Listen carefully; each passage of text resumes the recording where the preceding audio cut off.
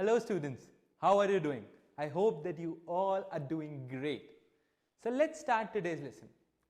आज हमारे इस लेसन में हम स्पोकन इंग्लिश का एक बहुत इंटरेस्टिंग टॉपिक डिस्कस करेंगे.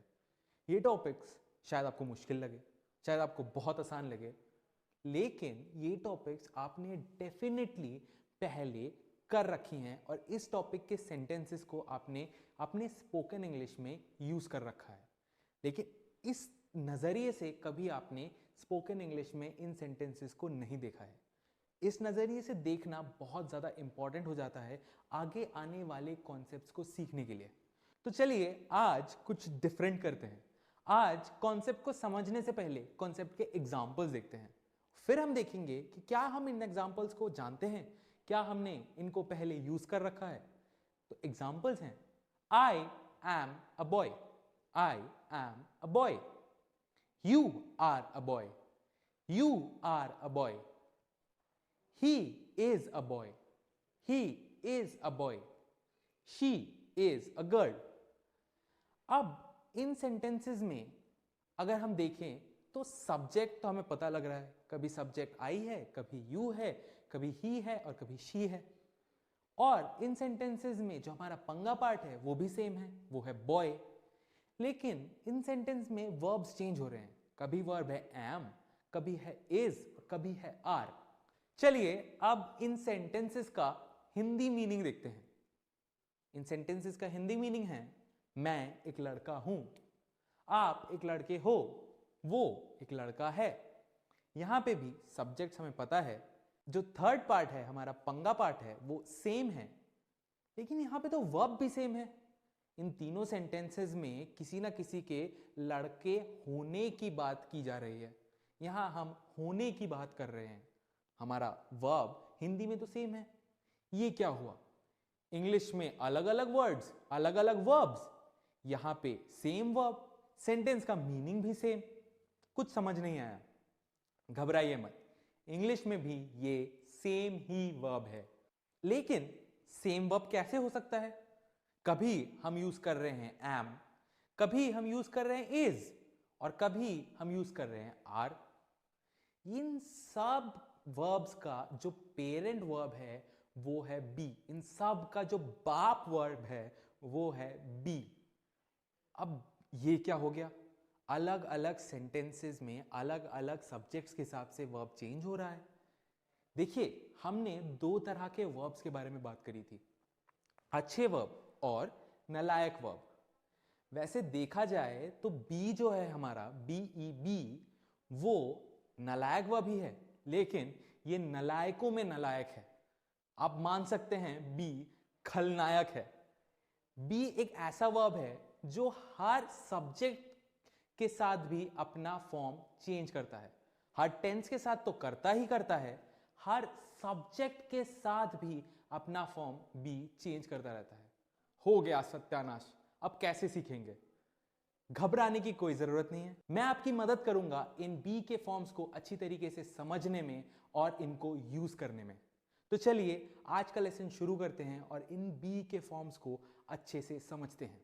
अभी तक हमने जितना डिस्कशन करा है उससे हमें यह पता लगता है कि बी होने की बात करता है. बी का मतलब होता है कोई चीज होना.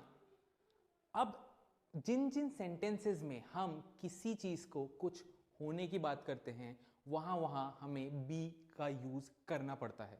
जैसे मैंने सेंटेंस 1 में बोला था, मैं एक लड़का हूं. यहां पे भी होने की बात की जा रही है, इसलिए हम बी का एक फॉर्म यूज कर रहे हैं. तो चलिए बी के फॉर्म्स को समझते हैं.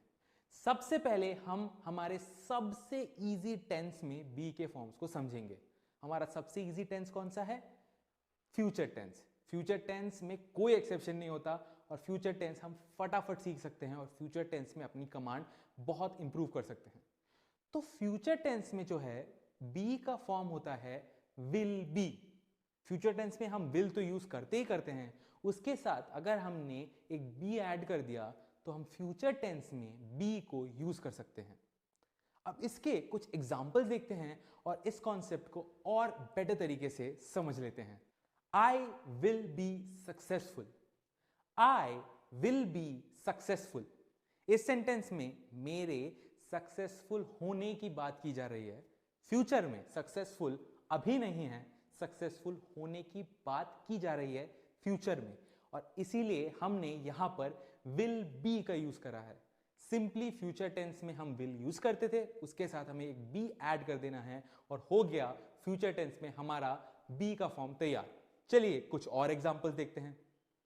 I will be in Goa next week. I will be in Goa next week. यहां पे भी मेरे गोवा में होने की बात की जा रही है, इसलिए हमने यूज करा है विल बी। फ्यूचर टेंस में विल बी हर एक सब्जेक्ट के लिए सेम रहेगा, इसीलिए फ्यूचर टेंस हमारा इजीएस्ट टेंस है। चाहे subject I we you they हो, चाहे वो ही शी इट प्रिया हो, विल बी द सेम। तो चलिए कुछ और एग्जांपल्स देखते हैं और विल बी के कॉन्सेप्ट को एकदम रैप अप कर देते हैं। You will be surprise tomorrow. You will be surprise tomorrow. इसमें भी हमने विल बी यूज करा और सेंटेंस कंप्लीट कर लिया। He will be a strong man. He will be a strong man.